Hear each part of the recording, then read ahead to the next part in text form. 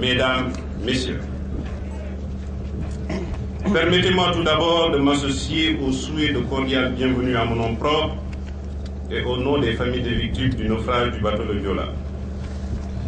Il y a de cela 12 ans que le peuple sénégalais s'était réveillé dans la dure réalité d'une plus grande catastrophe maritime qui avait pour nom le naufrage du Joola. Mesdames, Messieurs, au cours de ces années, malgré tout ce qui a été mis en œuvre pour dénoncer certains comportements déplorables, certains Sénégalais sont retournés à leurs vieilles habitudes, telles que l'indiscipline et les désordres persistants. En effet, l'insouciance gratuite dont fait preuve des responsables d'embarcations routières, aériennes ou fluviales est un vécu quotidien au Sénégal. Chaque jour que Dieu fait, des accidents de tout genre sont notés dans le monde et le Sénégal n'est pas en reste dans cette compétition macabre.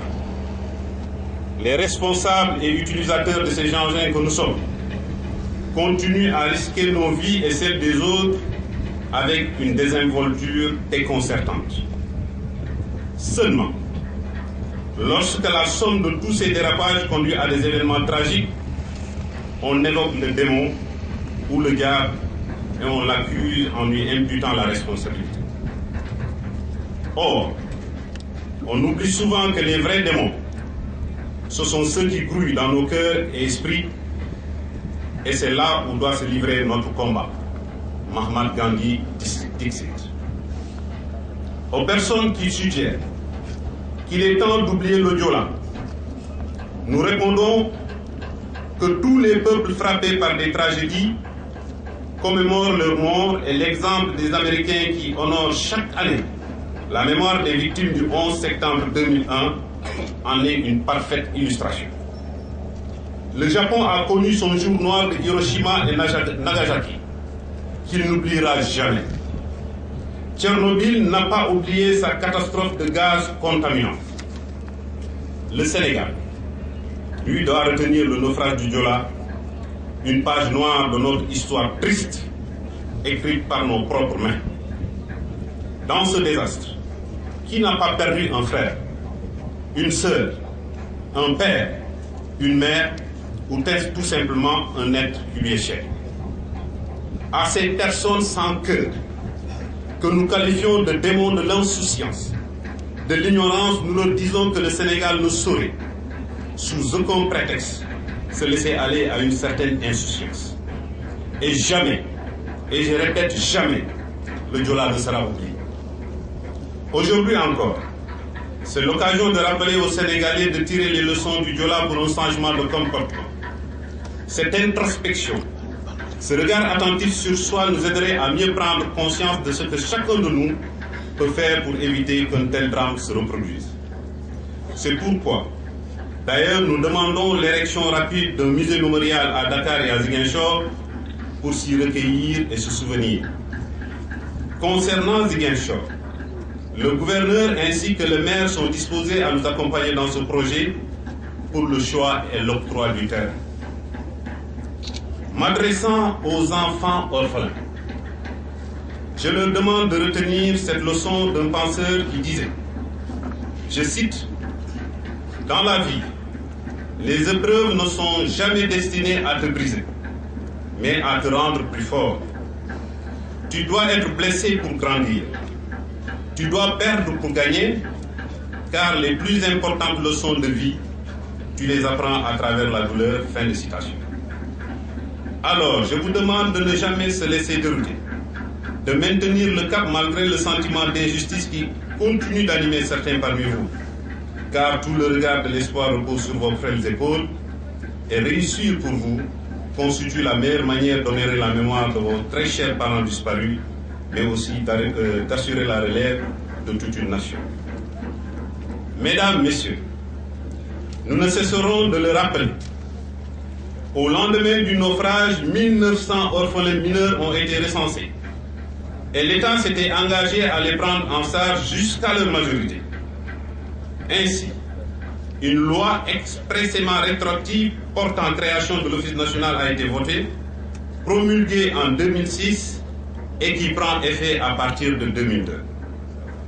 Au démarrage de la prise en charge en 2012, un décret d'application fait ressortir un effet immédiat, laissant ainsi en rade plus d'1 millier d'enfants orphelins qui fondaient beaucoup d'espoir à cette loi.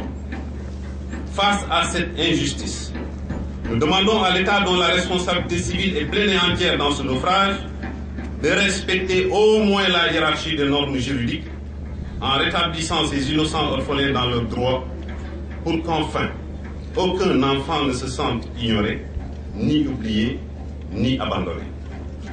D'ailleurs, un mémorandum a été adressé et remis au chef de l'État à cet effet, et bien d'autres doléances, lors du conseil interministériel tenu à Ziguinchor en juin 2012.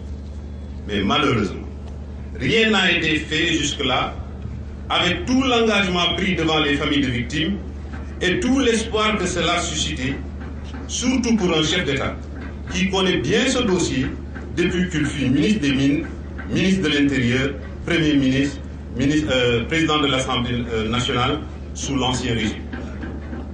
Concernant toujours ces enfants orphelins qui sont nés dans la crise dont ils sont victimes, nous demandons aux deux parties en conflit de leur offrir l'un des meilleurs cadeaux de leur vie, la paix.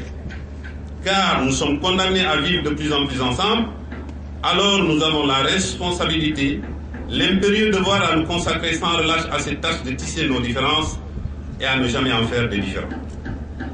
C'est pourquoi nous encourageons et soutenons tous les acteurs de la paix, et particulièrement notre frère Balla Gaye 2 dans sa caravane pour la paix en Casamance, car il y va de notre survie.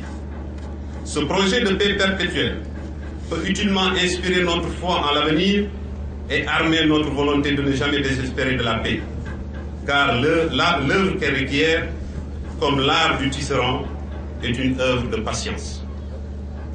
Mesdames, Messieurs, une vérité générale admettant que l'homme n'est jamais séparé de son œuvre nous permet d'associer dans ce dossier des personnes ressources qui ont travaillé avec nous, en citant particulièrement l'ancien président du tribunal départemental El Hadj Amadou Diouf, actuellement à la cour d'appel de Kaolack.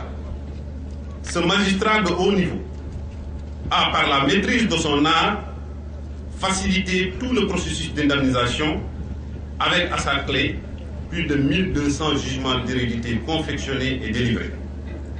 Je ne saurais terminer sans remercier aussi Monsieur le maire Ablaye Baldé, avocat des familles de victimes, qui est toujours à l'écoute des familles de victimes en leur venant en aide dans la préparation des anniversaires.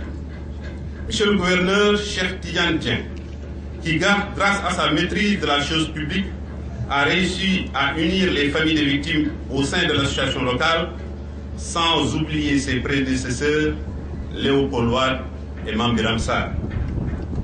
Le commandant de la zone militaire sud, celui de la gendarmerie et du groupement des sapeurs-pompiers.